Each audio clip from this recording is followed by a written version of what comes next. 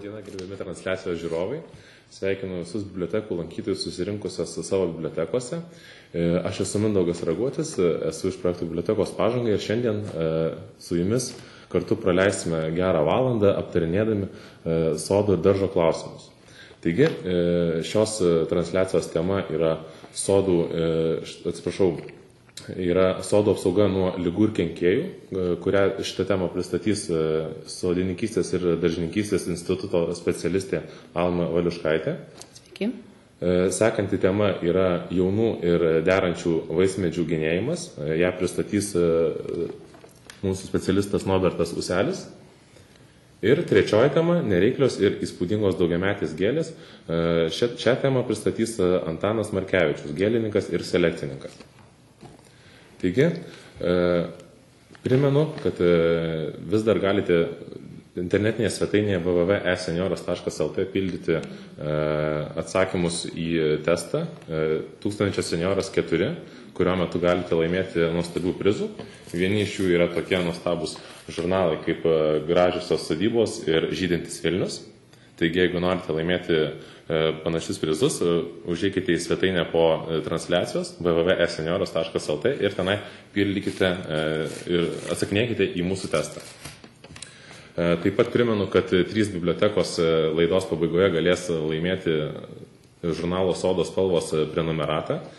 Klausimus užduosime pačioje pabaigoje, kad turėtumėte laiko. Būtinai įdėmiai klausykite mūsų transliaciją, mūsų specialistų atsakymus, iš kurių ir bus klausimai. Taigi, klausimus šiandien galite užduoti internetinėje klausimų uždavimo formoje adresu www.esenioras.lt / pokalbiai. Gal galite ekrane parodyti? Taigi, labai laukiame jūsų klausimų. Užduokite aiškius klausimus ir pateikite kuo daugiau informacijos apie savo problemą, jeigu turite tokią. Tarkim, kaip jeigu jūsų slyvos neveda vaisių, tai pasakykite, ar slyvo žydi, kaip jos buvo prižiūrimos ir panašiai. Taigi, noriu pakviesti mūsų pirmąją pranešėją Almą Valiuškaitę pradėti su sodų apsauga nuo ligų ir kenkėjų. Sveiki, dar kartą labai malonu susitikti su jumis po metų. Ir pradėti vėl kalbėti apie tas pačias problemas ir galbūt naujas, kas pas jūs atsiranda. Pradžioje norėčiau parodyti, ką mes šiuo metu iš esmės savo sodose galim pastebėti. Pradėsime nuo uogakromių. Tai yra avietinio gumbaudžio pažeista šaka, ūglis, ir šiuo metu būtent labai ryškiai, aiškiai matosi ir savo avietyną reikėtų apžiūrėti ir tokias šakas jas pirmiausia išsikarpyti. Ką toliau avietinė mes galime pamatyti ir tos aviečių degulių pažeistus, čia tai yra žievėplaišos ir deguliai. Taip parodysiu gal abidvi kartu, jeigu taip visas šitas tokios yra, jos kartais būna susiliejusios, čia matosi vegetacijos viduryje atsirandantis požemiai ir šiuo metu jie yra labai suintensyvėję ir jeigu turite stiebų, ūglių, kurie yra labai tokie nurudavę, dėmėti ir jau šitos dėmės apėjusios visą stiebą nuo žemės iki viršaus, reikėtų irgi taip pat išsigenėti. Šiuo metu labai ryškiai ir labai gražiai serbentuose matosi serbentinės erkutės pažeisti pumpurai, kurie būna išpurtę, išpampę. Va čia matosi tie tokie stambieji tie pumpurai, būtent yra šitos serbentinės erkutės pažeidimai. Juos taip pat reikėtų labai pašalinti, iškarpyti ir reikėtų šitus ūglius nesumesti patvoriai ar serbentyno šone, bet juos kaip galima greičiau sunaikinti ir pašalinti. Serbentinė erkutės migracija intensyviausia būna prieš serbentų žydėjimo serbentų metu, todėl šitas pašalinimas dabar mes sumažiname tą erkučių tą gausumą, erkučių tų pažeistų pumpurų ir prie žydėjimo reikėtų nusipirkti dar insekticidų. Dabar atkreipiu dėmesį į kitą serbentų kenkėją, tai amarai, jie būna vegetacijos metu, bet jums visiems augintojams iki skausmo pažįstami raudoni serbentų lapai ir lapo pačioje mes dažniausiai matome, atvertę tą lapą, matome amarų kolonijas, jie būna dažniausiai žali, gali būti ir šviesesnės spalvos, jeigu gluosninis amaras, bet pažeidimai panašus ir šitos raukšlės raudoni išpūsti serbentų lapai. Kita labai aktuali liga yra tamsioji serbentų miltligė arba būna valktis, paprastai valktimi ją mes vadiname ant agrastų, o ant pačių serbentų jinai yra, kaip matote, grinai miltligės pažeidimai, jos būna iš pradžių balti apnašai, vėliau jie tamsėja, bet tai yra viena ir ta pati liga. Šiuo metu dar pavasaris yra labai aktualus obelų vėžio gydymui. Iš esmės dabar jau galima pradėti užsiimti vėžio žaizdų gydymu. Šitokias žaizdas reikėtų pažeidimus juos iškrapštyti, išvalyti iki sveikų gražių audinio, jį dezinfekuoti vario preparatais arba bet kokiu kitokiu fungicidu ir aptepti išvalytas šitas ir dezinfekuotas žaizdas bent jau sodo tepalu arba uždažyti vandens emulsiniais dažais, dar į juos taip pat įdedant fungicido arba vario, tai yra čempionas, arba efektoriaus, jis taip pat skatina žaizdų gydymą.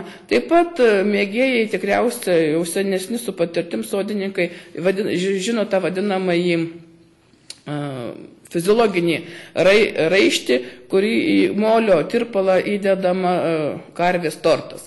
Bet kadangi su moliu ir su karvės tortu šiais laikais yra šiek tiek sudėtinga, tai paprasčiausias būtų dalykas užtepti sodo tepalu arba uždažyti vandens emulsiniais dažais.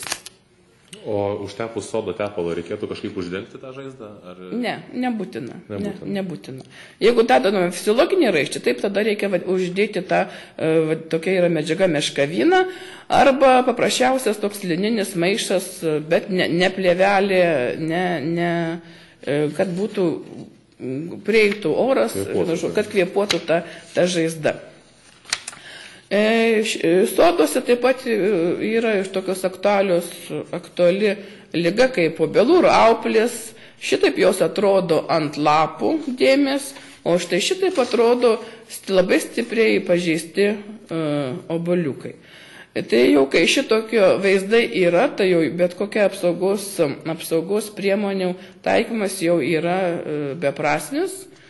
Ir reikia pasiruošti kitiems metams. Aš paskiau parodysiu dabar iliustracijas, po to pašnekėsiu apie bendrus principus vaismedžio apsaugos ir uogakrūmio apsaugos. Ir dabar labai populiari, labai visiems graži ir labai visiems aktuali ir labai visus dominanti liga, tai yra kriaušių rūdys. Jinai yra labai ryškius lapų. Ant lapų yra ryškios oranžinės dėmės, o lapo pačioje tokie susidaro ligos sukėlėjo telkiniai, tokie koriukai, tiesiog jie būna ir didesni, ir ryškesni, gali ta spalvų gama nuo tokios šviesiai geltonos iki ryškiai oranžinės, tai yra kriaušių rūdis. Kriaušių rūdis yra tikrasis parazitas, kuris žiemoja ant gyvo audinio. Ir šito rūdis dažniausiai turi tarpininkus, o šitų rūdžių tarpininkas yra kazokinis kadagys. Tai kai purkšite savo sodelį, kada purškite bet ką, bet naudojate nuo ligų kokį nors fungicidą, nepamirškite nupurkšti tuo pačiu ir kazokinį kadagį. Tai yra labai šita liga suaktyvėjo po serijos šiltų žiemų, kada buvo ypatingai palankios sąlygos šitos ligos sukėlėjų žiemoti, ir jinai labai dabar yra išplitus ir labai yra aktuali. Taip pat yra, kas mėgėjai augina persikus, abrikos, ypač persikams, Tai yra persikų tafrinozė, lapų tafrinozė. Ji yra labai panašiai į serbentų amarų pažeidimus. Lygiai taip pat būna pirmiausia raudonios lapų pūslės, išpūsti lapai.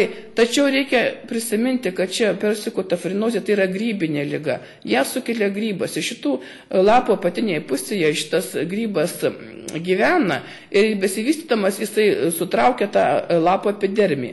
Ir labai dažnai žmonės, kai skambinasi privačiai konsultuotis ir sako, purškiau deciu, man nieko nepadėjo. Ir padėti negalėjo, todėl kad decis tai yra insekticidas ir jis naudojamas serbentų apsaugai būtent nuo amarų. O čia, kadangi yra grybinė liga, tai jisai tikrai padėti negalėjo. Būna ir šitos pačios ligos būna tokios, neaukštinkom kažkaip. Grinai va tokios pūslės, labai įdomi liga, labai graži liga. Ir čia labai irgi aktualu yra šios ligos kontrolė, yra labai aktualu ir genėjimas. Va, kai jau įsiskleidžia lapai ir matote labai smarkiai pažeistus tokius ūglius, juos reikėtų pirmiausia išsipjaustyti ir tada panaudoti fungicidus. Nuo šitos ligos yra pirmiausias vaistas, tai yra vario preparatai, tai yra čempionas, galbūt jūs sugebat ir mokite pasiruošti bordo skiedinį, taip pat yra kitas preparatas funguranas. Čia yra prekybiniai pavadinimai šitų fungicidų ir jų reikėtų ieškoti sodų reikmenų prekėse, sėklų parduotuvėse ir atidžiai paskaičius etiketę, kaip ten parašyta, taip jį ir panaudoti. Dabar, kadangi užbaigėm persiką kaip ir kaulavasi, tai kaulavasi tokie apsaugos sistemos pagrindiniai principai ir būtų tokie. Dabar prieš žydėjimą reikia naudoti vario preparatus, po žydėjimo eina efektorius ir topazas. Visi šitie chemikalai yra pardavinėjami jums prieinamuose parduotuvėse, kuriuose jūs tikrai galite įsigyti ir vienintelis būtų patarimas atidžiai skaityti etiketę ir visas rekomendacijas tenais, jas ir taip ir naudoti šitus produktus, kaip jie yra aprašyti. Po žydėjimo reikėtų pridėti ir insekticidą. Decis jums yra leidžiamas naudoti nuo kenkėjų, nuo griaužiančių, tai būtų slyvinių vaisėdžių, pjūklelių, o amarams reikia naudoti tada, kai jie pirmiausia pasirodo. Reikia būti atidiems ir sekti. Amarai paprastai mėgsta pasirodyti židiniais ir jeigu jūs sugeba sunaikinti tą židinį, tada jie taip greitai ir plačiai nepaplinta jūsų sode. Sėklavaisių sistema, tai sėklavaisiai tai yra obelis kriaušės, būtų principas iš esmės toks pat.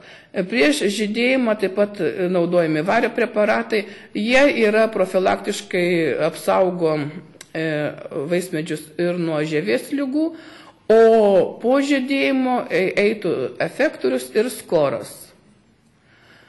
Skoras yra sisteminio veikimo fungicidas ir labai geras mišinukas būtų efektoriaus ir skoro, po žydėjimų kriaušių ypatingai, porą kartų nupurkšti nuo kriaušių rūdžių. Po žydėjimo, nes tiek vienas, tiek kitas fungicidas yra efektyvus nuo šitos ligos, bet reikėtų naudoti 2 kartus ir intervalą išlaikant iki 2 savaičių. Vieną kartą nusipurškit vainiklapiams ten krentant ir po 2 savaičių pakartoti dar kartą. Tai būtų tokie minimalūs 3 purškimai nuo ligų. Po žydėjimo taip pat aktualu būtų įdėti insekticidą nuo čiulpiančių, griaužiančių kenkėjų. O amarai reikia vėlgi stebėti, kada jie pasirodo, tada ir naudoti. Profilaktiškai nuo amarų mes nepurškiame, o po žydėjimo purškiama yra nuo vaisėdžių. Tada, kada jie paprastai skraido ir pirmiausia mes naikiname skraidančius saugelius. Taip pat nuo vaisėdžių galima naudoti ir masalus. Tai yra senas patikimas būdas. Jūsų sodeliai savo obelyste galite iškabinti talpas su vandens, įmesti kelias pluteles raugo. Raugas gaminamas iš duonos plutos su biškis cukraus, saldumynų, ir tada jisai tenais trūksta, tas raugas privilioja tuos suaugėlius ir jie tenais besidžiaugdami to jūsų sirupėlių ir jie nuskęsta ir taip jūs sureguliuojate, sumažinate kenkėjų populiaciją ir jinai tampa ne tokia žalinga. Apie serbentų apsaugą tai vėlgi išlieka tie patys principai.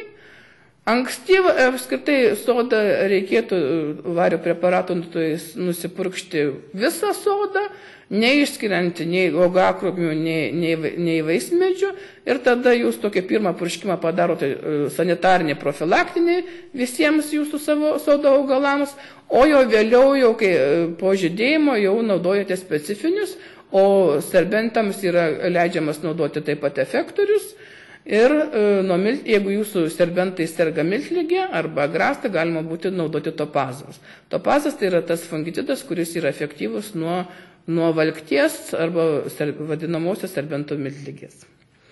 Avietėms lygiai tas pats, dabar yra ankstyvą pavasarį naudojami vario preparatai. Vėliau jau tik leidžiamas būtų efektorius.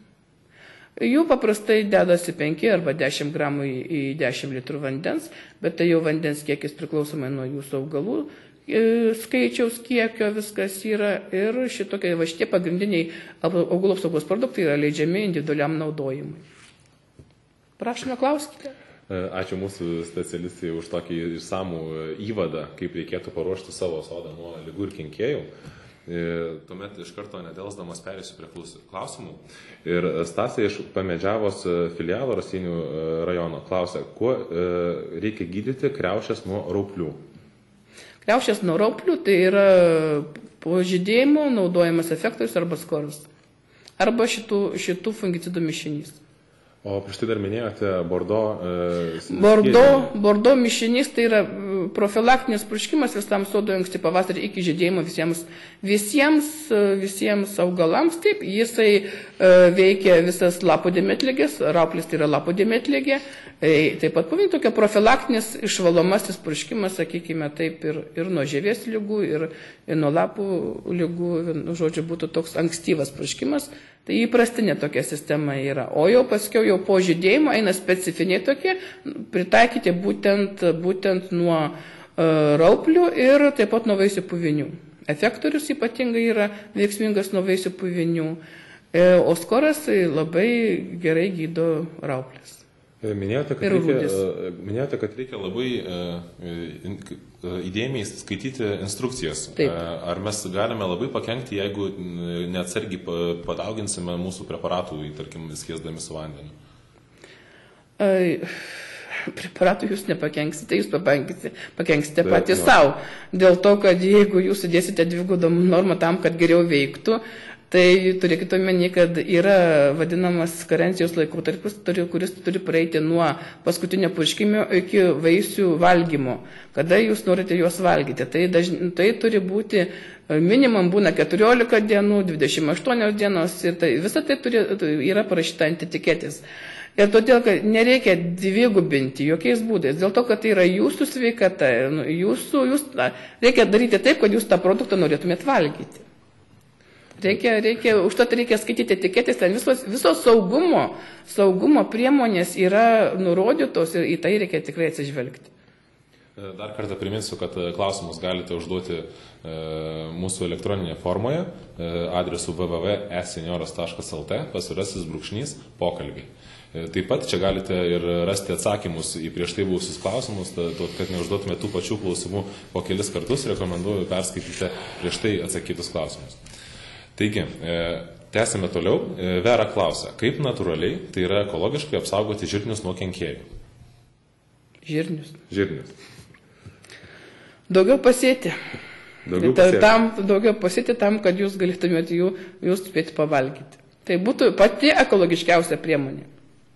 nes tokių biologinės kilmės augalų apsaugos produktų, kurie būtų rekomenduojami žirnių apsaugai, tikrai nėra. Ir visoms toms ankstyvosiams daržovėms ir tikrai ir salotinėms daržovėms, lapinėms tokiam daržovėms jokių chemikalų apskritai nėra naudojami ir nerekomenduojami ne tik ekologiniai auginime tam tokiam, sakykime, bet ir intensyviuose ir versliniuose taip pat yra labai ribotas skaičius ir praktiškai yra nenaudojami va šitom visom daržovėm.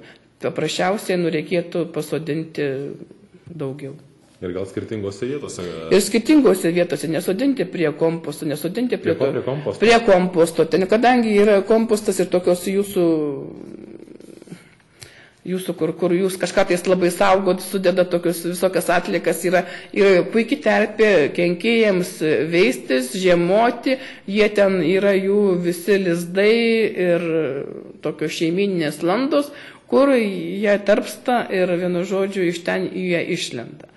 Galima pasistudijuoti, paskaitinėti literatūrą, kur būtų, sakykime, sodinti tas kaiminystė augalų su svogūnais, nes ten biški kitokie, vieni kiti atbaido. Ta va šitą studijuoti ekologiniai, bet čia jau reikia padirbėti su literatūra ir pasistudijuoti. Dėkuoju už atsakymą. Tęsime toliau.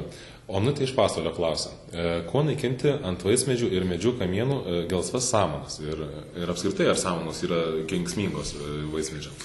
Žiūrint, kiek jų yra ant tų augalų. Tai, kad samanos labai, jeigu jos labai intensyviai auga, tai rodo arba, kad jūsų vaismedis yra senas, ar tai, kad jūsų sodo aplinka yra labai drėgna. Tai jeigu yra žolynas ir jis yra samanotas, jūsų ta veja yra neišpuoselėta, jeigu tai pasakyti, yra veisėsi samanos, jos su laiku lygiai taip pat pakliūna ant vaismedžių, nes jos eina su jų dalis sporos eina su oro masėmis ir jeigu randa žievės plyšiuose yra susikaupusios dulkės, jos tenais terpė, į kurią įsikabina ir auga. Kitas dalykas, kerpės taip pat ypač tokios, kai būna labai purios ir tokios pailgos būna tokios. Tai rodo, kad labai švari aplinka yra. Taip, kad čia kerpių vaidmuo yra toksai dvejopas. Jas naikinti reikia tada, kad jau iš tiesų jos uždengia kamieną, šakas labai tankiai ir visų pirmiausia reikėtų jas nusigrandyti. Ir nuo kerpio apsaugo geležies sulfatas. Bet jo gryno yra sunkiai randamas, yra tokia, bet jisai geležis yra įdedama į trąšas, kuriomis rekomenduojama tręšti vejas ir nuo samanų. Jos yra tokios, ten ir būna parašyta jos, kad būna trąšos nuo samanų.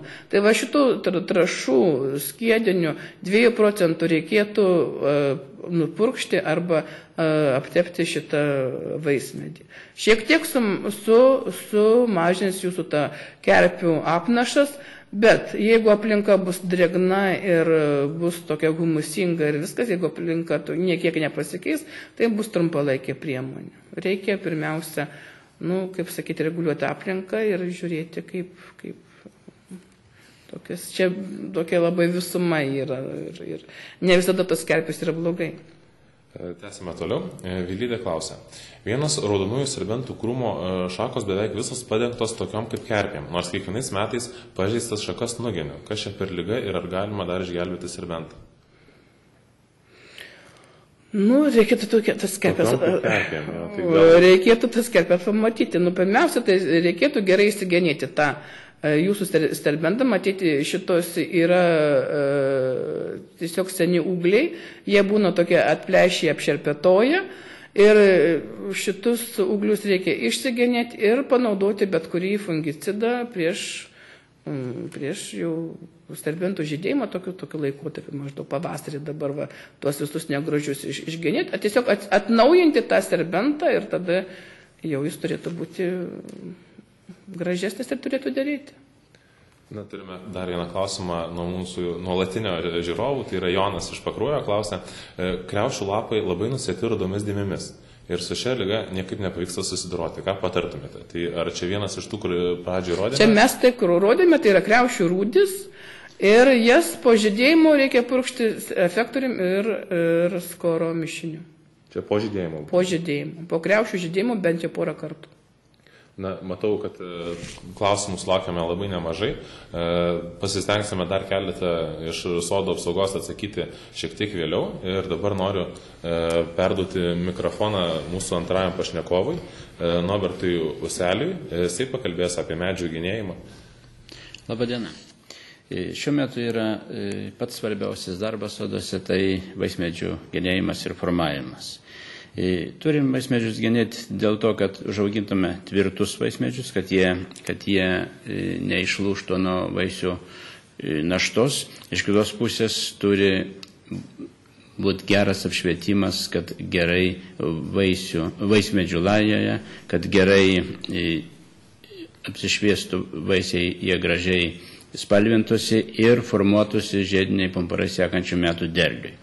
Yra įvairių vaismedžių formų, labai sudėtingų ir paprastesnių, kaip juos suformuoti, bet šiuo metu pagrindinės tokios vaismedžių formos yra įvairios modifikacijos verpstės formos. Tai gal iš karto ir parodysim. Tai pavyzdžiui, žemaugiai, pusiau žemaugiai vaismedžiai pastaraisiais metais būtent formuojami verpstės formos vainikais. Tai kas yra? Yra visada aiškus lyderis, liemuo aiškus ir iš jo išaugę šakutės, jos maždaug kaip įsivaizduojam eglutę, tai čia panašiai taip ir yra. Apatinės šakutės yra horizontalios ir ilgesnis, viršuje jos trumpėja. Ir toks vaismedis gana gerai apšviestas ir jeigu sodinam rečiau. Jeigu sodinam tankiau tokius vaismedžius, tai tada jau formuojama laiba verpstė.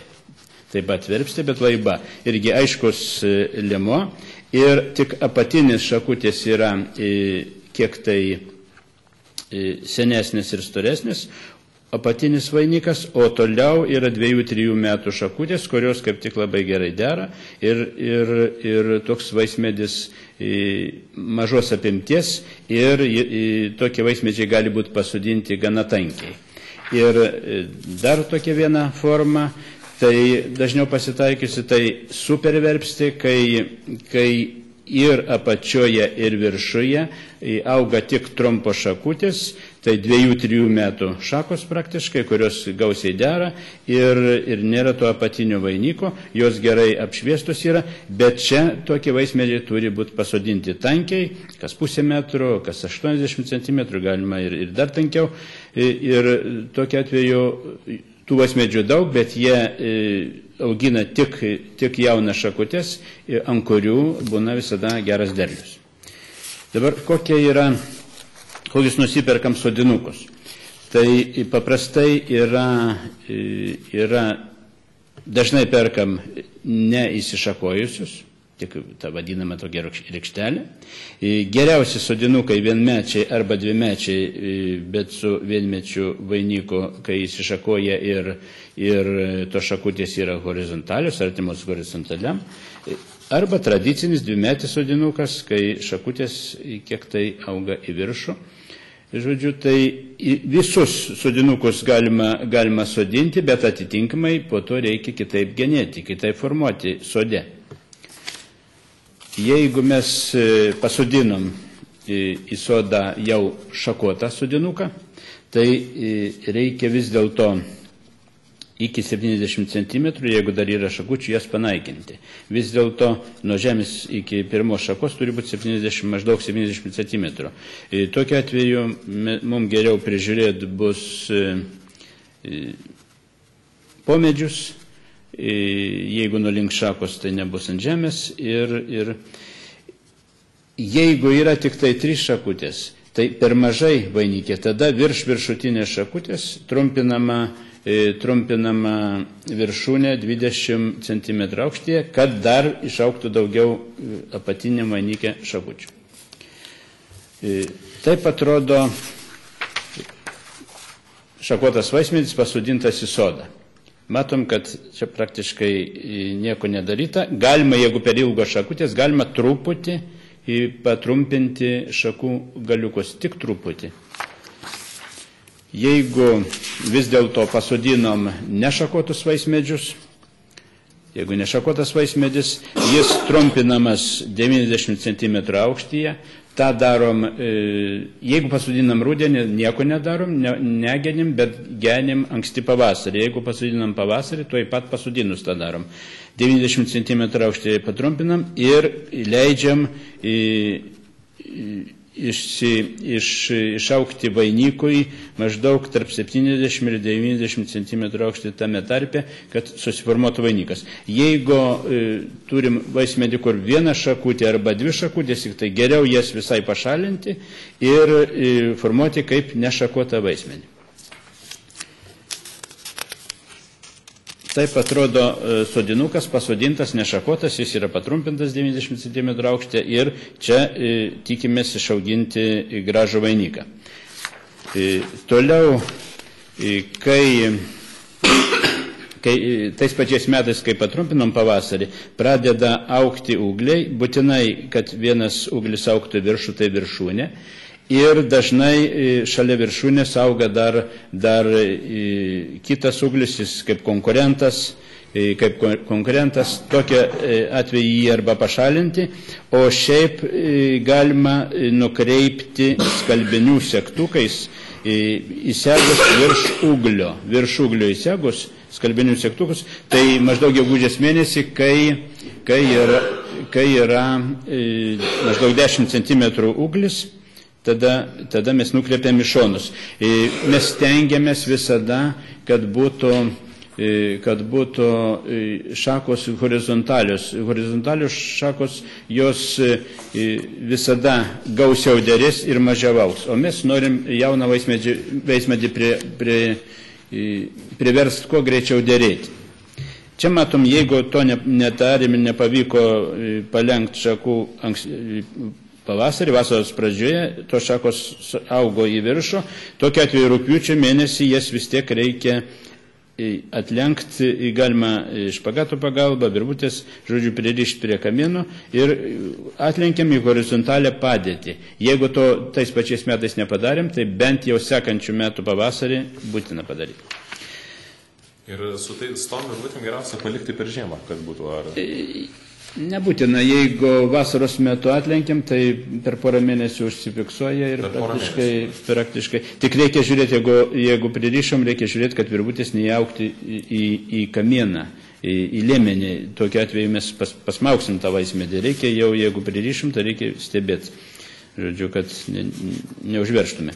Jeigu auginam vaismedžius be kolų, be atramų, tai tokiu atveju dažnai viršūnė nulinksta. Anksčiau žemaūgiai vaismedžiai ir buvo taip formuojami, nulinksta viršūnė, jį arba nulūžta, arba praranda augalas viršūnė, jis nenori toliau augti ir toks kaip keružis gaunasi. Tokiu atveju, jeigu taip atsitiko, būtinai trumpinam viršūnę virš atsišakojimo į viršų. Čia tada paskatinysim augimą į viršų, jeigu dar tas vaismedis nepakankama aukščio, ir mes priversim augi dar viršūnę, šitą pašalinam, ir jeigu viršui dar yra per stipri šaka, ją irgi išgenim, kad gautume verpstę, kur apatinės šakos yra stipresnės, o viršutinės šakos trumpesnės, jaunesnės. O šios taisyklės galioja visiems vaismedžiams, ir kulavasiams, ir tiek slyvoms? Ar... Panašiai galioja ir panašiai, jeigu verpstės formą formuojam, tai panašiai formuojam. Aišku, sudėtingiau yra kaulavaizdžius suformuoti gražiai. Čia matom sodinuką, kai vis tik žmonės nenori aukšto kuolo kalt, mano, kad tai negražu yra, bet jeigu mes žemaugius vaismedžius auginam, kurie turi silpną šaknų sistemą, tai vis dėlto mes be kuolo neišauginsim. Ir matom, čia labai gražiai jaunas vaismedis užderėjo, bet šakos išlinko, viršūnė nulinko, jį arba išlinks ir nebeauks į viršų, arba net nulūžt gali, šakos išlinkė. Toks vaismedis, jis nepakankamai priauks ir ateityje nebus pakankamai derlingas. Kai matom, žemūgiai vaismedžiai labai anksti pradeda derėti ir matom, vaismedis visai nedidelis, o gausybė obuolių ir gana gražių didelių. Aišku, kad jis neišlaikys toks vaismedis. Būtinas kuolas 2–2,5 metro virš žemės paviršiaus ir prie jo ryšam ne tik dėl to, kad šaknis gali neišlaikyti ir išvirsti išlūšti, bet ir dėl to, kad mums geriau suformuoti viršūnę. Viršūnė, matot, kiek užderėjus. Reiškia, jeigu jį būtų nepririšta, jį išlūštų. Tai mes tiesiog tempiam vaismedį, reiškia, aiškus lyderis, aiški viršūnė turi būti, o šakutės horizontalios. Paprasčiau yra suformuoti ilgamžiškesnis toks atramos yra, kai yra vėla 1,80 m aukštyje ištempta vėla ir ten gali būti metalinė arba gelžbetoniniai stulpai kas 20 metrų, o šičia yra kuolas arba bambuką naudojam, kuris nekalamas į žemę, čia pririšama ir prie vaismedžių pririšama. Ir tokiu atveju gana tvirta visam sodo amžiui gali būti karkasas tas ir išlaikysim vaismenį gana gražiai vertikalioje padėtyje. Genėjimas. Matom, čia neformuotas, nors ir pririštas prie kuolo vaismedis, bet jis neformuotas. Matom, toj pat yra lėmuo, bet yra toj pat šaka, kuri smailių kampų išaugus ir gana stora ir jį tikrai, kai uždėrės, tikrai išlūš. Taip šiuolaikinių vaismedžių formuoti negalima. Čia yra paprasta verpstė formuojama jaunam amžiui, kai atlenkame į horizontalę padėtį apatinės šakos, jos storesnis ir aukščiau irgi atlenkiama, jeigu pakankamai dideliais atstumais sodinam. Bet jeigu sodinam žemaugius ir tankiai, kas metrą, kas 1,5 metro, tokiu atveju mes tik tai formuojam apačioje, suformuojam didesnės šakutės horizontalios, o viršuje tik tai 2–3 metų šakutės, kurios yra net ir nelankstomos, žodžiu, ir tik apatinis vainikas didesnis, o viršuje apimtis vaismedžių labai maža. Visuomet vaismedis gali pradėti aukti kokia tai atskira šaka labai stipriai iš šono. Tokiu atveju visada stengtis, kad būtų aiškus visada lyderis, aiškus lėmuo ir kiekviena šaka išaugimo vietoje turi būti bent trečdaliu plonesnė už lėmenį. Bent trečdaliu plonesnė. Čia matom vienodo jau storio šakos ir toks dvišakumas gaunasi. Jį būtina pašalinti visą. Jokių būdų netrumpinti, bet būtina pašalinti visą. Konkurentus ir čia konkurentas yra būtina pašalinti. Ir vėl tos raudonus pašalinus, aukštin augančias, ir vėl gaunasi graži verpstikė. Jeigu superverpstė, irgi matom pabėgo, viena šaka pabėgo ir negalima jos gailėti, ją kuo greičiau pašalint ir tada išlaikom norimą formą. Ir visada vaismedis auga labai stipriai viršuje. Tos ūglius, konkurentus, kaip ir gyvenime, taip ir sodininkystė reikia naikinti, šalinti. Žodžiu, dabar jau suaugę vaismedžiai, derantis, negenėtas, genėtas vaismedis. Matom, vienas dalykas šakų žymiai daugiau negenėtam, bet matom, yra dalis šakų, kurios auga į viršų, gana stipriai auga į viršų, labai tankus vainikas, o čia išgenėtas. Kas liko? Liko horizontalios vyresnio amžiaus šakos, bet jos horizontalios, o toliau aukščiau yra visos pašalintos aukštin augančios šakos, likę horizontalios arba artimos horizontaliai padėčiai ir jaunas šakutės, jos labai gerai derės ir toks vaismedis gerai bus apšviestas ir ne tik bus gražus obuoliai, bet ir suformuos žiedinius pumpurus sekančių metų derlių. Jeigu pasodinta tankiai, kaip minėjau, superverbsti, čia negenėta ir genėta. Matom irgi daug šaunančių į viršų tokių šakų, yra ir storesnių, senesnių. Čia užtenka 2-3 metų amžiaus šakučio, vyresnių gali nebūti, dėl to, kad kuo vyresnės šakos, tuo derėjimo zona persikelia į šakų viršo, o mums reikia, kad derėtų čia pat prie liemens. Tokiu atveju tas stačias pašalinam šakas, jeigu per daug irgi dalį pašalinam ir lieka vaismedis tiek viršuje, tiek apačioje su menkom, jaunom šakutėm horizontaliom. Toks peršviečiamas. Šičia matom kaip tik išgenėtas sodas, kur pasodinta kas pusę metro. Čia labai, jeigu žemaūgis poskiepis, labai tokį saikingai augantį, čia kaip gyvatvorę galima padaryti, saikingai augantis vaismedžiai, labai tinka nuo kaimininio sklypo atsitverti, žodžiu, arba prie sodyboj prie keliuko, labai gražiai atrodys. Ir matom, formuojam taip, kad ir apatinės, ir viršutinės šakos lieka po genėjimo tik tai menko šakutės, jaunos, kurios labai gražiai dėrės. Obuolių skaičius nebus labai didelis, bet obuoliai bus dideli ir gerai apšviesti, gražus ir derlius visumoje bus vis tiek didelis. Čia vat, taip tankiai pasodinti ir taip suformuoti vaismedžiai, kurie nokina labai gražius obuolius spalvotus. Pjaunant šaką. Pastaruoju metu vis dėlto anksčiau pjaudavom žiedo vadinamo, žodžiu, prie liemens.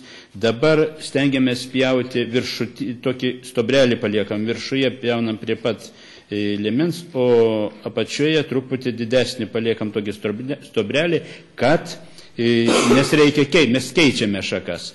Tai reikia, kad ūglis iš tos vietos išaugtų ūglis ne viršuje, bet apačioje tos žaizdos ir jeigu apačioje išauga, jis stengiasi augti horizontaliai, ne į viršų. Mums to ir reikia. Mums reikia stengtis, kad visos šakutės būtų horizontalios. Čia matom, išaugęs ūglis, jis beveik artimas horizontaliam.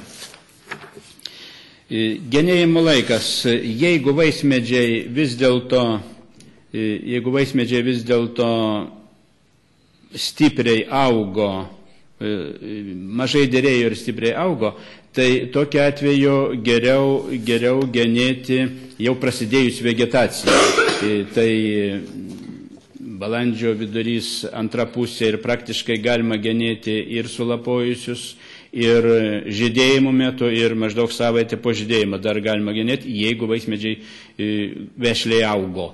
Jeigu vaismedžiai užskurdė dėl kokio tai priežasčių, tai vis dėlto geriau genėti dar neprasidėjus vegetacijos. Tai vat, šiuo metu tada mes žiemos pabaigoje, kovo mėnesį gedėdami, mes paskatinam augimą. Tai tokia atveju, jeigu užskurdė vaismedžiai, mes kaip tik paskatintume augimą. Kitas genėjimo laikotarpis yra vasara. Tai vasara dažniausiai tas vadinamas vasaros genėjimas, galima ir birželį liepą, bet dažniausiai genima rugpjūčio mėnesį. Tai 3 savaitės prieš obuolių skinimą panašiai, bet dažniausiai rugpjūčio mėnesį. Tai matom, reiškia, buvo vaismedžiai išgenėti šiuo metu, kovo mėnesį, ir po to vis tiek priauga, jeigu stipresnio augumo vaismedžiai, priauga daug ūglių, vilkūglių į viršų. Tai tokiu atveju rugpjūčio mėnesį mes tuos ūglius pašalinam, aukštin augančius ūglius pašalinam, horizontalius paliekam, kad jie toliau kitais metais derėtų. Ir matom, čia ta pati veislė. Negenėtas vaismedis, nugenėtas. Matom, apšviesti vaisiai, jie geriau nusispalvins ir geresnis kokybės bus ir sekančių metų, geresnis sąlygos sekančių metų žiedų formavimui. Čia kita veislė taip pat. Labai svarbu, čia daugiau pakalbėjau, šiuolaikiniai tokie žemaūgiai, pusiau žemaūgiai sodai taip turėtų būti formuojami. Nors tų formų yra ir dar įvairesnių ir įdomesnių. Bet dažnas sodininkas mėgėjas vis klausia, ką daryti su aukštom senom obelim. Tai jeigu jau tikrai labai senos, tai nebent jeigu labai vertingos, tokiu atveju verta genėti, jeigu formuot. Bet jeigu šiaip vyresnio amžiaus vaismedžiai mažiau genėti arba visai negenėti, tai galima, jie paprastai būna aukšti, galima juos drastiškai sužeminti. Kadangi visi žinom, kad viršūnėse yra labai gražus obuoliai, bet čia viduje jokių obuolių, yra apačioje irgi mažai obuolių. Mes norim obuolius kažkur tai nelipt, o vaikščiodami nuo žemės arba truputį ten pasilipėję kopėtėlėm nusiskinti ir gražios kokybės norim turėti. Tai tokia atveju net iki pusės vaismedžių galima nupjauti. Trečdalį viršūnės galime, net iki pusės galime nupjauti ir pjaunam, šalinam tą viršūnę virš gražios šakos horizontalios. Čia jau nugenėtas vaismedis. Reiškia, tą darom kovo mėnesį, balandžio mėnesį, žodžiu, pavasarį. Tinkamas metas dabar. Dabar kaip tik tinkamas metas tam daryti. Reiškia, ir pirmiausia pašalinam viršūnę ir po to žiūrim apačioje, galbūt per daug šakų. Čia matom irgi aukština augantį tokia, jį irgi pašalinta, nėra to šakos. Žodžiu, išretinam apatinį vainiką. Ir jeigu per daug nulinkę žemyn šakos gali būti, jos irgi pašalint per daug nulinkę. Ir galima ir patrumpinti dar šakas prie norimo atsišakojimo, žodžiu, virš norimo atsišakojimo patrumpinam. Tai taip drastiškai sužemintas vaismedis, tik jokių būdų jo likimo valiai negalima palikti. Sekančiais metais, jeigu tai padarėm, sekančiais metais, tais pačiais metais per vegetaciją labai priauga daug vilkauglių. Labai daug. Ir praktiškai daug ūglių auga, kurie stačiai viršų auga, bet nemažai ūglių, kurie yra palinkę, mažesnių.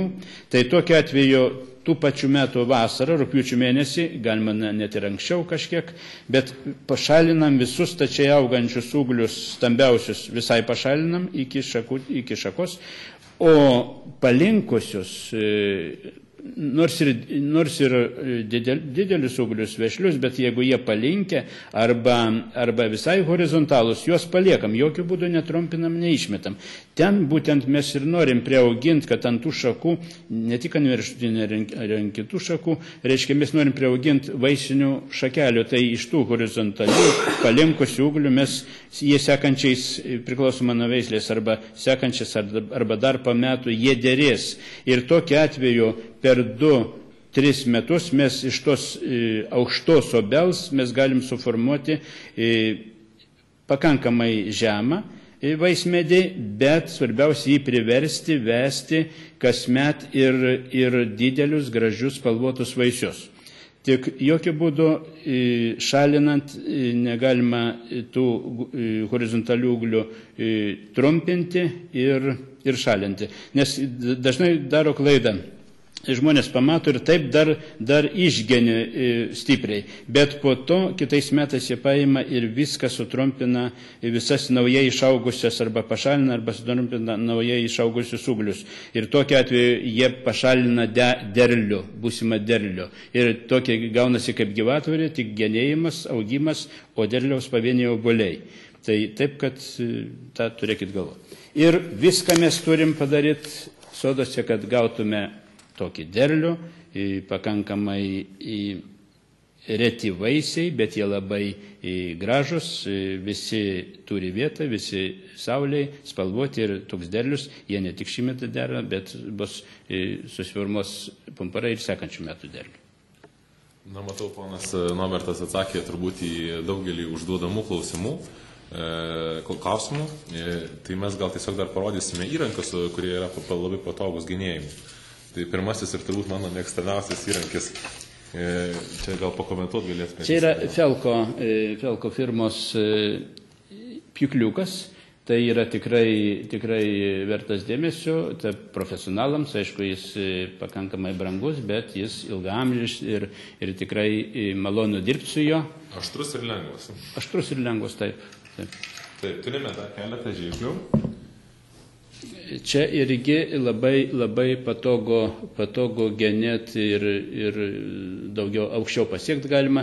Tai yra tokia žirklė su ilgom rankenom. Irgi įvairių firmų yra tie įrankiai, bet vat, būtent toks sekatorius, tai tikrai Fiskaro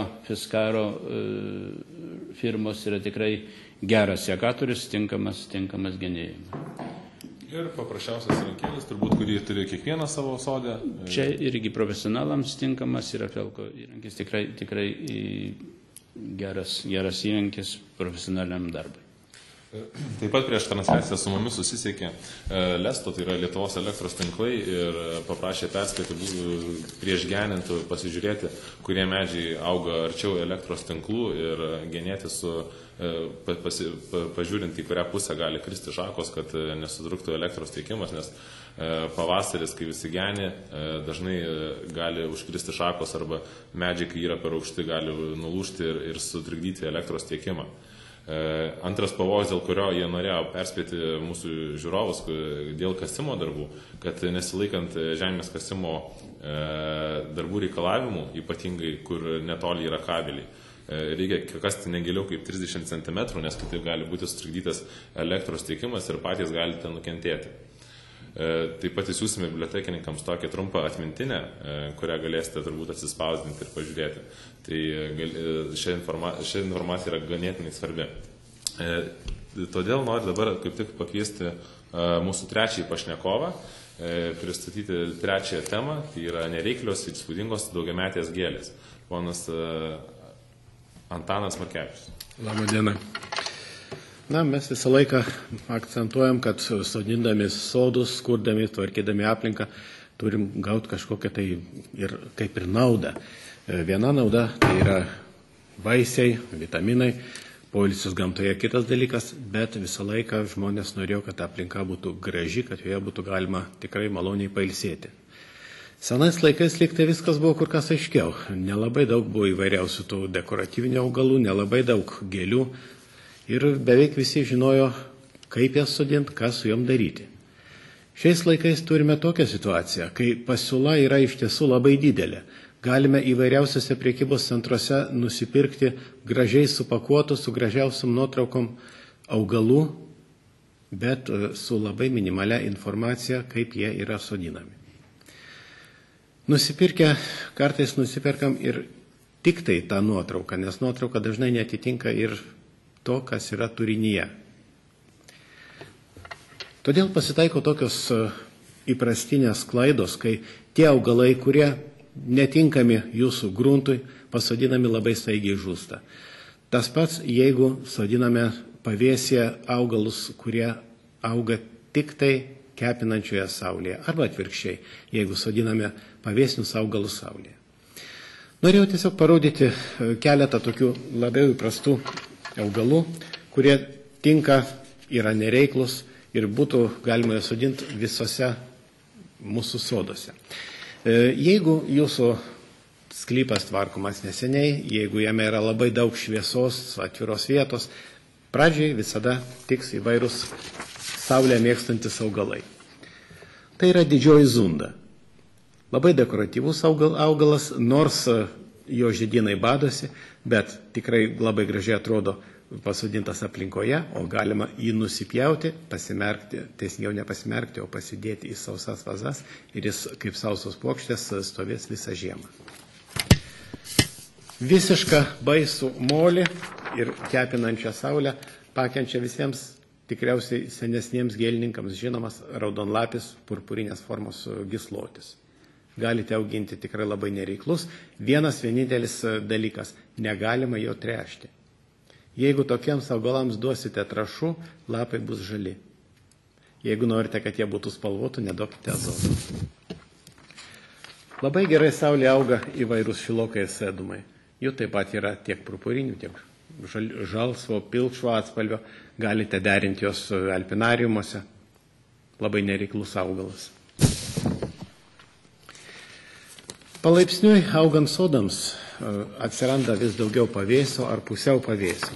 Pusiau pavėsėje neblogai auga įvairios viendienės, kurių šiuo metu Lietuvoje tikrai galima gauti labai įvairių. Jų yra ir pilna vidurių formų, ir kraštuotų. Pusiau pavėsi pakenčia ir pas mus labai gerai žinomi sibiriniai vilkdalgiai. Saulėje jie visada žydės kur kas geriau, tačiau gali augti ir pusiau pavėsė. Taip pat yra labai įvairių spalvų, jie labai yra parankus, sakyčiau, to, kad 5-7 metus gali augti iš vis nepersodinami, neskaidomi. Vėliau, žinoma, krūmo vidus išretėje gaunas tiesiog žiedo formos krūmas, jau tuomet jau reikėtų skaidyti. Čia Leidibaneza konkrečiai veislė. Yra tetraploidinių, yra diploidinių. Tetraploidiniai yra kur kas stambesniais žiedais, kai kurie yra tinkami skynimui. Lietuvoje dar labai mažai paplitę augalai. Ir galėčiau sakyti, kažkiek artimi yra mūsų jau įprastiems sibiriniams vilkdalgiams, tai spurijos. Vilkdalgiai spurijos, jie galima sakyti, kad yra iš vis vilkdalgių karaliai. Nors tai yra Lietuvoje sunkiai augantis augalas. Bet jos auginti dabar kaip tik tai patarčiau įvairiuose soduose, kuriuose jie neužmirktų, kur žemė nėra per daug drėgna. Paplitusi tokia nuomonė, kad spurijos iššala Lietuvoje. Iš tiesų, iš viso pasaulio spurijų veislių mes galime auginti vos keletą procentų. Bet daugiau ne dėl to, kad jos iššala, o dėl to, kad nemėgsta rudeninio užmirkimo. Galima sudinti patį baisiausią raudoną molį ir spurijos po kelių metų suformuos krūmus. Štai čia, kur rankose laikau nuotrauką, tai yra Lietuvoje auganti spurija, kurios žiedai siektų maždaug 1,50 m, 1,60 m aukščio. Jie tokiam aukštį yra, tai yra milžiniškas krūmas. Spurijos žydi tuo metu, kada jau nebežydi jokie vilkdalgiai, tai yra Liepos mėnuo. Žiedai kai kurių milžiniški, iki 20 cm skersmens. Jų taip pat yra labai įvairių spalvų. Nėra gal tik tai visiškai ryškiai raudonos. Tai yra toks augalas, kurį galima auginti iki 10 ir 12 metų vienoje vietoje. Žinoma, jeigu sodiname spurijų atskirus plotelius, jos reikėtų kaip akcentus sodinti labiau saulėje ir paskaičiuoti, kad pasodinus vieną spurijos daigelį, jis po kokių 7 metų gali užimti 2-3 kvadratinius metrus. O jų būtent svogūnų, čia svogūninė gėlė, taip? Ne, čia yra šakniastebinė, taip kaip ir visi vilkdalgiai. O kur galima įsigyti, jeigu aš noriu pradėti auginti spuriją savo sode? 14 veislių kolekciją turiu aš pats, o šiaip Lietuvoje dar vienas kitas gėlininkas, selekcininkas turi. Taip, parduotuvėse jau nebus. Bet gražios gėlės. Tai labai, labai gražios, įspūdingos gėlės. Kai jau susiformuoja iš stambesnių medžių pavėsis, galima padaryti ir atskiras kompozicijas iš daugiamečių gėlių, netgi ir po kamienais medžių. Kaip tik ir turėjom, bet vienos iš mūsų žiūrovės klausimą, Nijolė klausė, kokias daugiametės gėlės galima sudinti pavėsį. Tai pasirodo galima gėlės ir... Taip, ir būtent stengsiuos keletą tokių ir parodyti. Štai šitoje kompozicijoje yra kelios rūšis, tai yra kaštonalapė rodžersija iš šitos pusės ir yra hostos. Na, apačioje yra kiek sunkiau pas mus augantis augalas, nes heucheros anaiptol ne visos. Pas mus gerai žiemoja. Iš pavėsinių augalų labai gražios yra margalapės bruneros. Jų yra irgi nemažai formų. Paskutiniu metu jų neblogų įdomių įvairių formų atvežama iš Lenkijos. Ko gero, iš tenai pradėjo plisti pas mus. Šios gėlės berods ir vazonuose? Ne. Tai yra daugiametis lauko augalas. Jį dažnai vadina neužmirštuolių krūmų. Jis skersmo gali siekti tiek žydėjimo metu apie 1,5 metro. Na, hostas, kaip minėjau, jau jų vėlgi nepaprastai daug pačių įvairiausių spalvinių variantų, ir geltonos, ir baltos žaliais kraštais, ir žalios įvairiausios, ir pilkos, jos būtent geriausiai auga pavėsyje. Ir taip pat nereiklios, taip pat galima daug metų auginti vienoje vietoje. Pačioje pirmoje nuotraukoje rodžiau kaštonalapę rodžersiją. Čia yra kiek retesnis augalas, taip pat rodžersija korėjinė. Jeigu ją auginti saulėje, čia jinai būtent saulėje, jos lapai įgauna bronzinį atspalvį. Labai gražu šitokį. Jeigu pavėsyje, jinai bus labiau žalia. Vienas minusas auginant šitą augalą. Jos labai anksti išsprogsta ir jeigu yra pas jūs ar šiaurinis šlaitas, ar drėgna aplinka, kur pritraukia tiesiog šalnas, labai dažnai pavasarį apšalda ir paskui turi atsprogti iš naujo. Bet žiemoja be problemų Lietuvoje. Jau nuo senų laikų Lietuvoje žinomas augalas yra arunkas.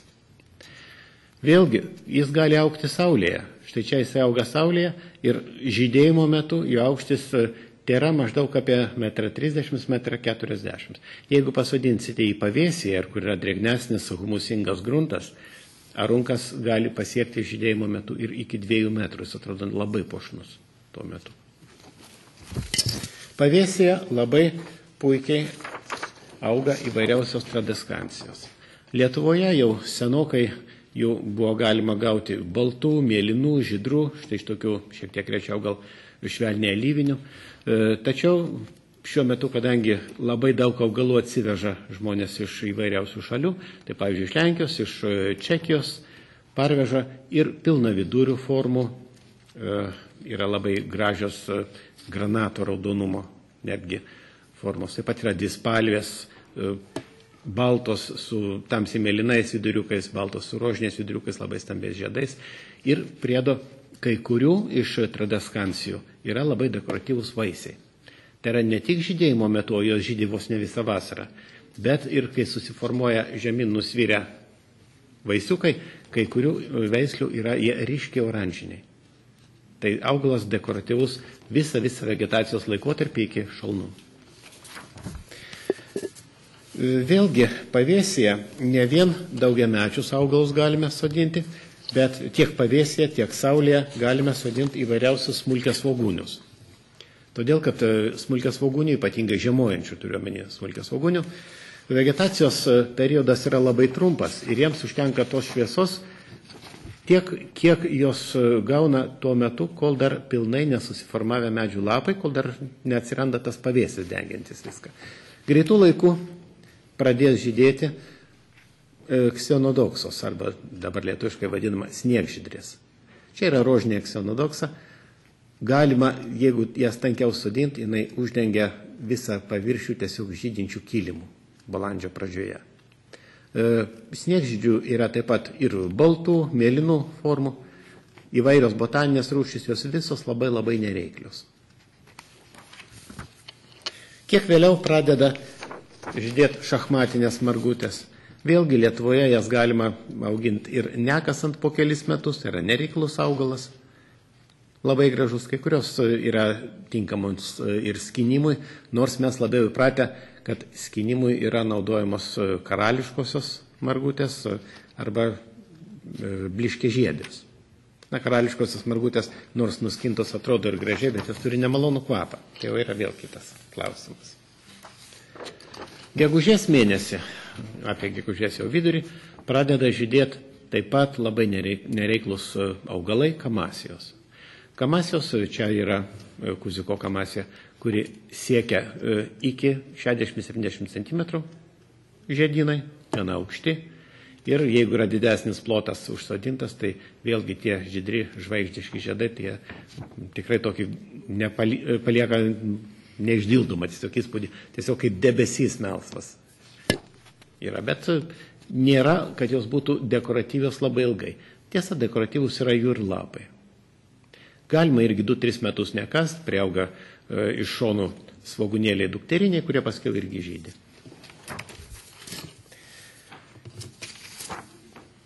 Iš žiemojančių nereiklių dar turime endimionus. Jos tai Lietuvoje vadina labai įvairiai. Ir ispaniniam sciliam, hiacintoidas, labai įvairiai.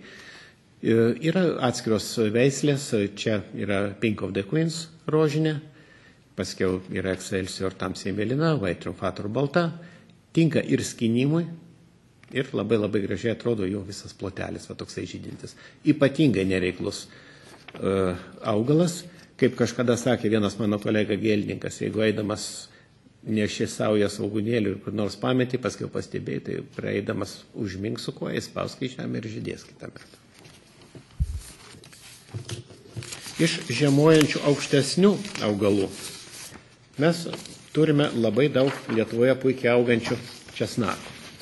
Ir tie česnakai ne vien violetiniai, kaip daugelis įpratę, bet gali būti ir rožiniai, kaip Karatovo česnakas arba karatavinis. Tiesa, jis yra neaukštas, jis apie 30 cm. Labai dekoratyvūs jo lapai, nes viršutinė pusė beveik pilkšvai žalsva, apatinė lapo pusė purpurinė tamsi. O iš aukštųjų Allium stipitatum, pakistaninis česnakas, kaip dabar kalbininkai liepia mums įvadinti, kuris atskiros jo veislės gali siekti iki 1,80 m aukščio. Baltažiedė forma, čia kurią kaip tik matome, ji yra kiek smulkesnė, tai žiedino teisingiau šito skersmo yra maždaug apie 12-14 cm, o šiaip būna iki 20 cm violetinių formų. Ir jo paties aukštis apie 1,40 m, taip pat tinka ir skynimui. Jeigu kalbėt apie dabar sodinamus, gražiai dengiančius augalus, galime, ko gero visiems žinoma, raudonlapį kiškiakopūstį sodinti. Daug kas žino jį kaip vazoninę gėlę auginama kambariuose, o iš tiesų jis puikiausiai auga tiek kambariuose, tiek ir lauke. Kambariuose pasodintas jis, žinoma, ištysta dėl šviesos trūkumo, bet galima jį auginti vazonį ir keletą metų, o lauke auginame taip kaip kardelius. Sodinam pavasarį, rudenį po pirmųjų šonų lapai iš karto nugeipsta ir išsikasam. Labai ilgai dygsta, bet sudygę suformuoja tiesiog gražias, tankes, purpurinės pagalvės. Labai spūdingai atrodo kompozicijose šalia kitų gėlių.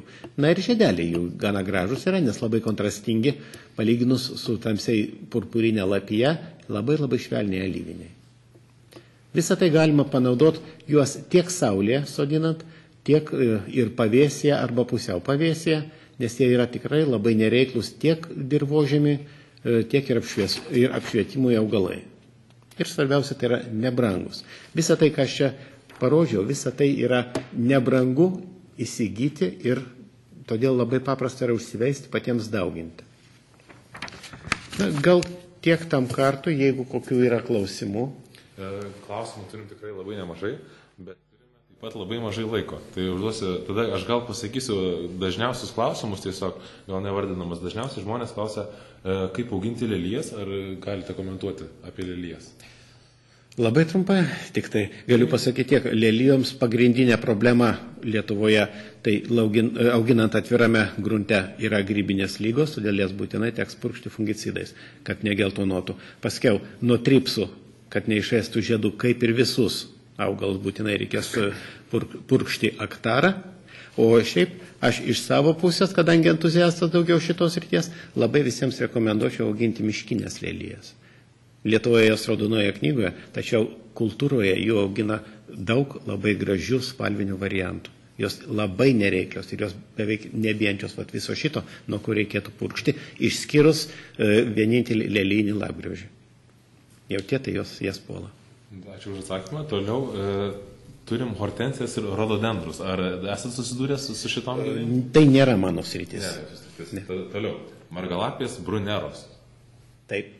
Rodžiau, kaip tik tai. Kaip tik rodžiau. Tai turim tada konkretų klausimą. Ar jas reikia pridengti žiemai? Meilūnų biblioteka klausia. Aš pats jų nedengiu, nors pas mane yra šiaurinis šlaitas, kuriame visada ir vėlyvos šalnos ir drėgmės daug, aš jų nedengiu, jos puikiausiai auga.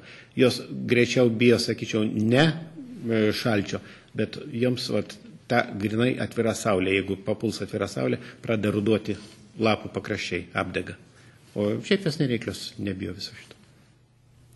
Taip, toliau klausia Genovaitė iš pagrindinių bibliotekos.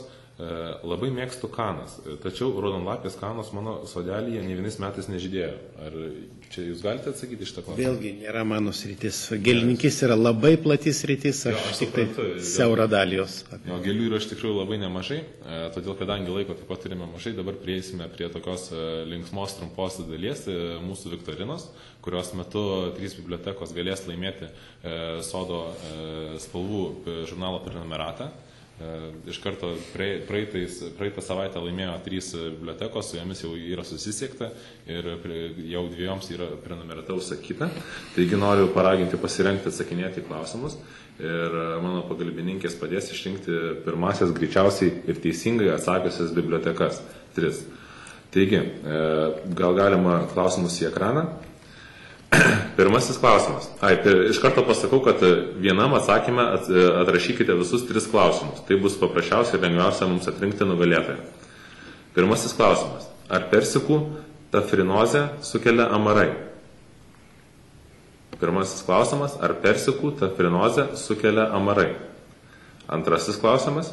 Kokia pagrindinė populiariausia augalų vainiko forma šiuolaikiniuose soduose? Antrasis klausimas. Kokia pagrindinė populiariausia augalų vainiko forma šiuolaikiniuose soduose? Trečiasis klausimas. Ar Lietuvoje auginamos valgomos gėlės? Trečiasis klausimas. Ar Lietuvoje auginamos valgomos gėlės? Taigi atsakymus pateikite adresu www.esenioras.lt /pokalbiai ir nepamirškite nurodyti bibliotekos, nes šiuo atveju laimi biblioteka.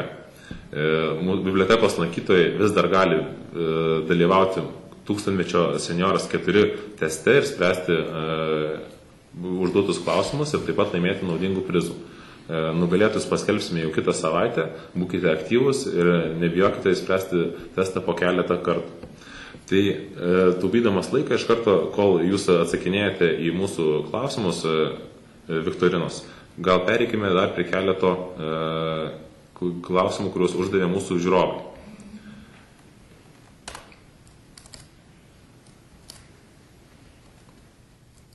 Taip, svarbus klausimas, kaip sėkmingai kovoti su vyšninė musė. Laima iš Plungės klausia. Ar jūs čia galite pakomentuoti, Alma? Taip, be abejo, vyšninė musė tai yra pagrindinis vyšnių kenkėjas ir reikėtų nusipurkšti insekticidais praėjus 2 savaitėms po vyšnių žydėjimo, to laikotarpio. Kai vyšnios nužydė po 2 savaičių maždaug, tai 10-12 dienų, galima jau tokį jau trumpiausią laikotarpį reikėtų panaudoti insekticidą.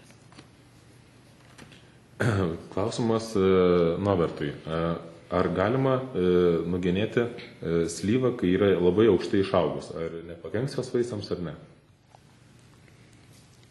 Galima. Aišku, slyvas ir visus kitus kaulavasius genint nereikėtų, jeigu didelė žaizdas darom, jeigu storesnės šakas pjaunam arba viršūnę, jeigu pjaunam, tai nereikėtų pjauti prie pat liemens, bet reikėtų tokį palikti stobrelį 10, net sprindžio aukščio, net iki 20 cm palikti stobrelį, nedaryti žaizdos prie pat liemens, bet kad vis dėlto neįsineštų infekcija į kamieną ir kad tas kamienas, liemuo, žodžiu, būtų sveikesnis. Tai o šiaip galima. Buvo nemažai klausimų apie skiepijimą. Koks yra tinkamiausias metas skiepyti obelis ir kaip tai tinkamiausia daryti? Gal trumpai galite pakomentuoti? Skiepyti tai reikėtų metūglius pasiruošti prieš didesnius šalčius būtų geriausia.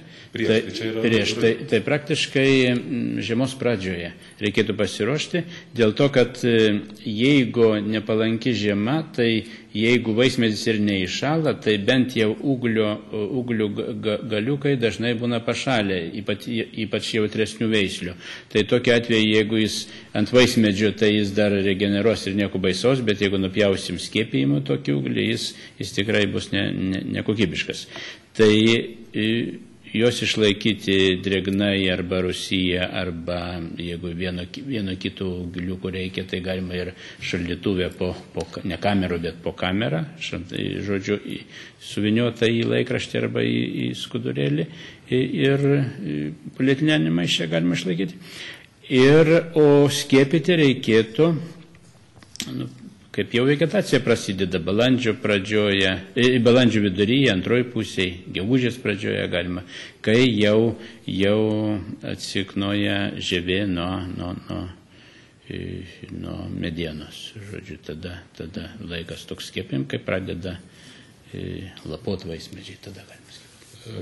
Klausimas Antanui. Justinai iš Justiniškių bibliotekos klausia, kaip priversti daugiamečių žolinių augalų, tai yra pentinai arba šarakojai, per vieną vasarą žydėti 2 kartus? Ar auginate pats pentinus ir šarakojus? Ne, ir tikrai nesistengiu nieko priversti. Stengiuosi, kad augtų kuo natūraliau viskas. Supratau. Sekantis klausimas Almai. Zita iš Patašinės bibliotekos klausia, kaip gydyti kokomikozę? Ir kas čia per lyga iš tikrųjų, nes aš... Kokomikozė tai yra vyšnių lyga, tai yra, taip yra lapų dėmėtligė, būna lapai nusėti tokiam apatiniai lapo pusė, tokios smulkios kaputės, jau pradžioje būna jų telkiniai tokie balsvi, paskui jos įgauna tokį rožinį atspalvį ir vyšnių lapai anksti nukrenta. O pernai buvo labai ryškus tokie požymiai, kai vidury vasaros lapai jau Liepos praktiškai pradžioj buvo jau nukritę. Tai būtent nuo šitos ligos. Ką jau aš ir minėjau, įprastinė kaulavaisių sistema prieš žydėjimą vario preparatą eina, po žydėjimo efektorius ir topazas. Bent jau 4 kartų reikia nusipurkšti fungicidais. Šiaip jinai yra, jeigu mes naudojame kažkokias apsaugos produktus, tai yra fungicidus, šita liga yra lengvai valdoma, bet ir reikia jau nusipurkšti. Taip, klausimas čia greičiausiai bus Nobertui. Vera iš Pagėgių klausia. Pas mane darže auga jaunas beržas, apie 3 metrų. Kokiu atstumu nuo jo galiu sodinti vaismedžių? Tai beržą labai myliu ir nenoriu jo nupjauti. Ar dera tokios lapinės tiesiog kultūros su vaismedžiais? Vaismedžiai reikia lapiniai. Aš manau, kad bent jau už 3 metrų tai tikrai galima sodinti. Kuo arčiau pasodinsim, tuo jam augimo sąlygos tam vaismedžiui bus prastesnis. Bet manyčiau, kad už kokį 3 metrų, jeigu tas beržas dar nėra taip jau didelis per daug, tai tikrai galima. Keletą kartų irgi pasikartoja klausimas, kokiu atstumu reikia sodinti obelis ir kitus vaismedžius? Tai čia labai priklausys į kokio augumo vaismedžiai, o vaismedžio augumą, obelų pavyzdžiui augumą nusako su kokiu poskiepiu. Ar poskiepiai yra žemaūgiai, ar poskiepiai yra vidutinio augumo, ar augus yra, nuo to ir priklauso, veislė ta pati gali būti, nuo to ir priklauso, kaip tankiai sodinti. Su žemaūgiais, pusiau žemaūgiais poskiepiais, su žemaūgiais tikrai galima sodinti net kas 0,5 metro, kas metrą, augalas nuo augalo, iki 1,5 metro, o jeigu vidutinio augumo poskiepiai, tai jau tada jau 2 metrai. Jeigu norim erdviai, jeigu turim tikrai sodyboje daug vietos ir norim erdviau, tai gali tarp augalų ir 3 metrai būti. Tada paprasčiau vėją prižiūrėti, galima apie vaismedį apvažiuoti aplink, žodžiu, bet šiaip tankumas priklausys nuo vaismedžio augumo. Trešnės, aišku, rečiau sodinamos, kriaušės, jeigu ne žemaūgės, irgi rečiau sodinamos, tai ir 3 metrai tarp augalų. Po to, jeigu formuojam, kaip minėjau, verpstės formos vaismedžius, tai tokia atveju atstumai tarp vaismedžių tikrai galėtų mažesni būti. Jeigu formuotume kaip anksčiau, kad formuodavom aukštinę retašakę formą, tai kai tos šakos gana didelis išauginamos ir jos įvairiom kryptim auga, tai tokia atveju reikia rečiau sodinti. Tai klausimas Almai. Gražinai iš Raseinių. Kokia liga serga geltoniai serbentai, jei vos tik užaugusios uogos nudžiūsta su visa šaka? Greičiausiai yra pažįstas ūglis ir greičiausiai turi stiklas sparnis jame. reikėtų, jeigu nudžiūstas visas ūglis, jį nukirpti palei, kiek galima arčiau žemės ir paskiau jį perkirpti dar išilgai ir pažiūrėti, tenais yra išgraužtas širdis ar ne. Čia greičiausiai šitas čia yra greičiausias kenkėjų pakenkimas. Reikėtų išsigenėti ir nusipurkšti insekticidu. Regina iš Žitėnų filialo klausė, vyras praktikuoja skiepyti ant vienos slyvos kelias rūšis slyvų. Atrodo įspūdingai, bet ar pačiai slyvai nekenkia? Slyvai tai tikrai nekenkia, bet dažnai slyva ir obelis anksčiau tikrai daug kas skiepydavo įvairias veislės į vieną vaismedį, kai tada buvo vaismedžiai aukštaūgiai ir dideliai, tų vaismedžių sodybai nedaug būdavo. O dabar, kai yra vaismedžiai su žemiaugiais poskiepiais, tai geriau pasodinti daugiau vaismedžių, bet vienos veislės. O jeigu paskiepinam, norim būtinai paskiepyti įvairias veislės, labai sunku po to formuoti, nes vienos veislės, nesvarbu, kad į tą patį augalą, vienos veislės augesnis, kitos mažiau augios ir tada atskiros šakos išauga stipriai, kitos neauga ir labai sunku suformuoti gražų medį, vaismedį, o šiaip tai galima auginti slyvas. Klausimas pono Antanui, nežinau, ar su bijūnais esate susidūręs? Labai nedaug. Labai nedaug. Į šitą sritį dar tik tai ruošiuosi gilintis, kadangi bijūnai vis populiarėja. Ir jeigu kas liečia bijūnų ligas, tai man atrodo, kad geriau iš karto žiūrėti yra išleistas žurnalas bijūnai. Būtent žurnalas bijūnai yra, taip. Sekantis klausimas. Sodinant vaismedžius, kokio dydžio turėtų būti duobė ir pasodinus kas kiek dienų laistyti? Žodžiu, jeigu sodinam, ten buvo prastas dirvožėmis, sodybai, daleiskim, buvo nustumtas, statant pastatus buvo nustumtas dirvožėmis ir jeigu tikrai prastas, tai tokiu atveju reikia gana didelį duobę daryti ir atvežti dirvos tokio jau iš daržo tokios dirbamos žemės. Bet jeigu normaliai prižiūrima dirva, tai reikia duobę kasti tokią, kad tilptų šaknis ir tikrai jos didesnis nereikia kasti, jeigu sodinam normalioj prižiūrimoj dirvoj. Tik tai sodinant atkreipkim dėmesį, kad skiepijimo vieta, ten matosi gumbelis toksai tarp poskiepio ir įskiepio. Ta skiepijimo vieta, jeigu sodinam obelis, ypatinga žemaūgis, pusiau žemaūgis, tai jį turi būti aiškiai virš dirvos paviršių. Jeigu ir sukris žemė, vis tiek turi būti bent 5, bent 10 cm virš dirvos paviršiaus. Nes jeigu mes per giliai pasodinsim, skiepijimo vietą užkasim, tai tokia atveju mums žymiai stipriau augs vaismedžiai ir vietoj žemaūgių bus augus vaismedžiai. Jeigu sodinam slyvas ir skiepytas į kaukazinę slyvą, dažniausiai Lietuvoje taip yra, tai tada jau reikia, jeigu arba giliau sodinti, skiepijimo vietą užkasti, arba bent jau pasodinus apkaupti, kad vis dėlto tas poskiepis, ta kaukaslivė nebūtų matyti, nes jį labai išaugina daug atžalų ir tokios slyvos dažnai būna apaugusios kaukaslivėm aplink. Tai tokia atveju reikia apkaupti arba giliau pasodinti, o obelų negalima giliai sodinti.